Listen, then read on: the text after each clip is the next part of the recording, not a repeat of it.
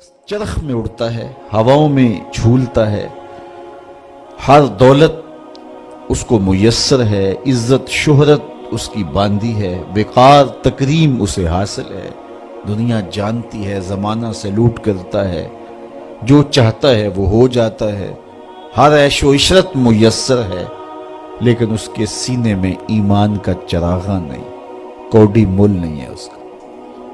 اور ایک شخص جھونپڑے میں رہتا ہے، کھانے کے لیے کبھی مل جاتا ہے کبھی نہیں بھی ملتا، دنیا اسے پہچانتی بھی نہیں ہے، وہ معروف شخص بھی نہیں ہے، لیکن اس کے سینے میں ایمان کا چراغ ہے، وہ خوش نصیب شخص ہے۔ میرے حضور کا ایک فرمان سنیے، حضور نے فرمایا میرے دوستوں میں سے قابل رشک دوست وہ ہے جس کا سامان دنیا تھوڑا ہے، نمازیں زیادہ ہیں۔ جب وہ چلتا ہے تو اس کی طرف اشارہ بھی نہیں ہوتا، یہ فلاں صاحب جا رہے ہیں، کوئی ایسا معروف شخص نہیں، کوئی بہت عہدہ ساتھ نہیں لگا ہوا کہ جب چلے تو لوگ کہیں یہ فلاں جا رہے ہیں۔ ثم نقد بیدہ، حضور نے ہاتھ سے چٹکی بجائی اور پھر فرمایا اس کو موت بھی ایسے ہی آئی، پھر فرمایا کلت بواکی ہے، اس کو رونے والے بھی تھوڑے ہی تھے، اس کو رونے والے بھی زیادہ نہیں تھے، کلت تراسہ، اس کی وراثت بھی بہت لمبی نہیں نکلی۔ فرمایا میرے دوستوں میں قابل رشک دوست دیکھنا ہے تو یہ اس کا جنازہ جا رہا۔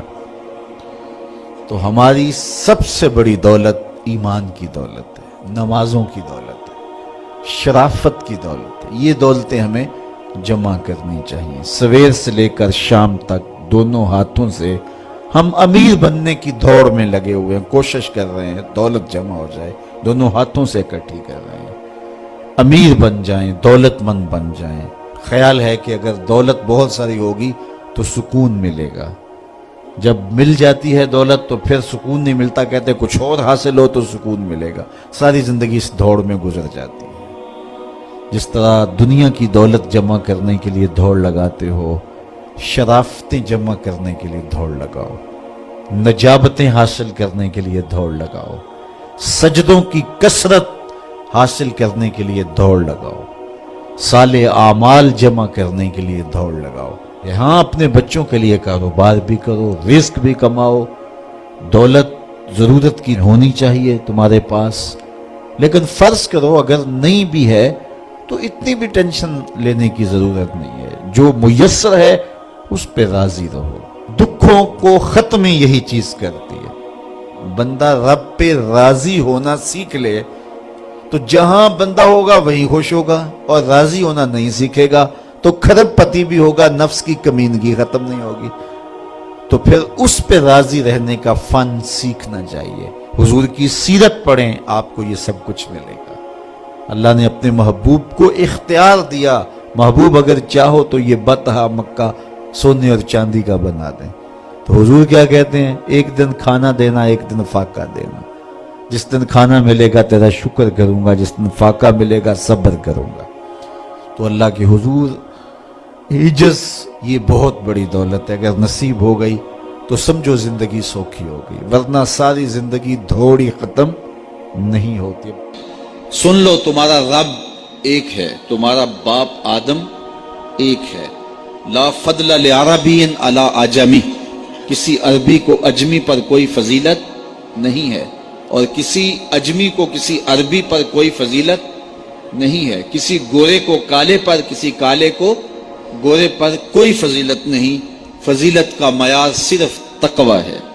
ہمارے آج بھی ہندوانہ رسمیں ختم نہیں ہو رہی، دولت کی تقسیم پر، امیر غریب کی بنیاد پر اس معاشرے میں تقسیم موجود ہے، ہمارے دیہاتوں میں چودھری اور کمی کی بنیاد پر تقسیم موجود ہے، رعایا اور حکمرانوں کی بنیاد پر یہاں تقسیمیں موجود ہیں، لیکن میرے اور آپ کے آقا و مولا نے قیامت تک آنے والی انسانیت کے لیے جو منشور دیا وہ یہ تھا، کسی عربی کو اجمی پر کوئی فضیلت نہیں، کسی اجمی کو عربی پر کوئی فضیلت نہیں، کسی گورے کو کالے پر کوئی فضیلت نہیں، کیونکہ کالے رنگ بھی اللہ نے بنائے ہیں، گورے رنگ بھی اللہ نے بنائے۔ حکیم لقمان رنگ کے کالے تھے اور صورت اچھی نہیں تھی، تو کسی نے ان سے پوچھا کہ آپ اتنے بدصورت کیوں ہیں؟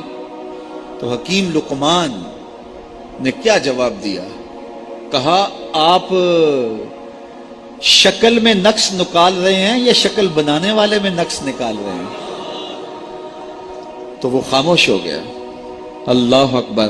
تو یہ اللہ نے بنایا ہے نا، اس نے کانٹا بھی اس نے پیدا کیا ہے، پھول بھی اس نے پیدا کیا ہے، چہروں کی رنگت اس نے بنائی ہے، کسی میں کوئی رنگ بھر دیا، کسی نے کوئی رنگ بھر دیا۔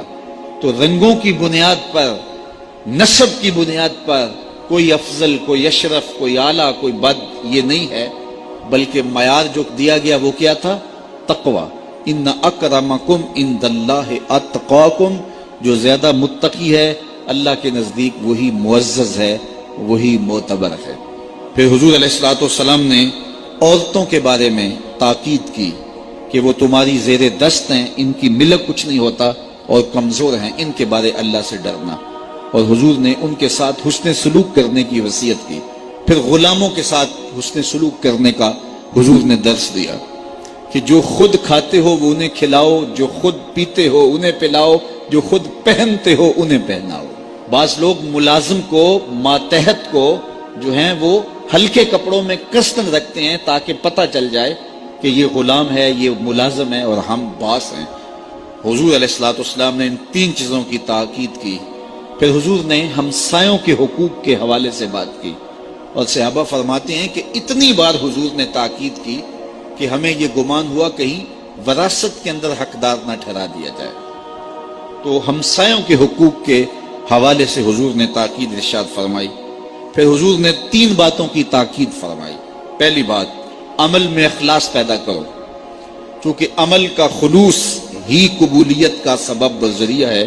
اگر عمل میں خلوص نہیں تو کچھ بھی پلے نہیں ہے۔ دوسری بات، حاکموں کو وصیت کرنا، جو بادشاہ وقت ہوں، حاکم ہوں، ان کو خیر کی بات کہنا، ان کو بتانا، ان کا قبلہ درست کرنے کی کوشش کرنا، یہ ذمہ داری ہے قوم کے اوپر۔